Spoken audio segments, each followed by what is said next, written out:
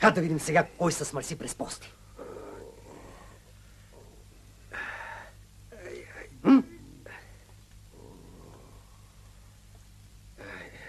Прибери си джунглите, бре. Или? Или ти?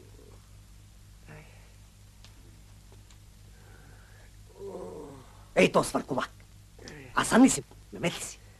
Еш, покото е свинско. Нашата вяра няма нищо напротив свинското. Еш, не ги слушайте вашите хартипи, муезини, мами и проче уроди кучета на доски. Еш, бре, че те закалвам без да ми мигне окото.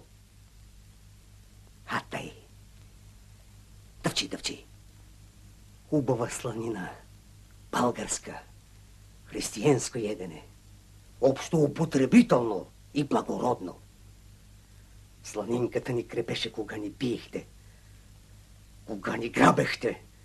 Кога позоряхте жените и щерките ни. Еша, гарянино, еш. Дъвчи. А тъй. Блажени тия, дето доживекме и с очите си го видохме.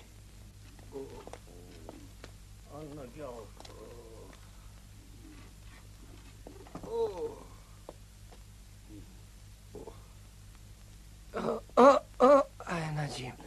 Тебе пък да вземате кръстя в нашата вяра, а? Майната му на Аллаха, мина му времето на него. Ей ти кръста во Христе, а целуй. Целувай честния кръст, куче. Дядо Попе, пречиш ме, ако обичаш да излезеш. Що реч? Да излезеш, рекох, че ми пречиш на работата. Стражи! Отворете на дяда Поп да излезе. Ти, знаеш ли на кого говориш, бе? Не те ли срам от сана ми и от годините ми? Вчерашен хлапищар. На работата съм опречил. Каква работа? Раните да връзва на разбойниците. Връзвали ли са те българска рана? Нивгаш! 500 години са ни клали, тъпкали, изтезавали, докато са ни докарали до първобитното.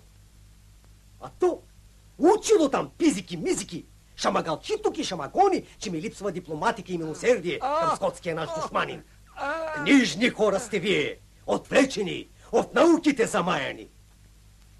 Ама съсетиш за дядо си попутре, кай и същия той, дет му връзваш раната, захване бавно да те коли с ръждива костура. Милосердие ли? Към тези дет ни завличаха жените по шобраците и ги връщаха непразни. Скверни, гнъсни, пъклени гадове, черен бог ги изблювал на тая земя.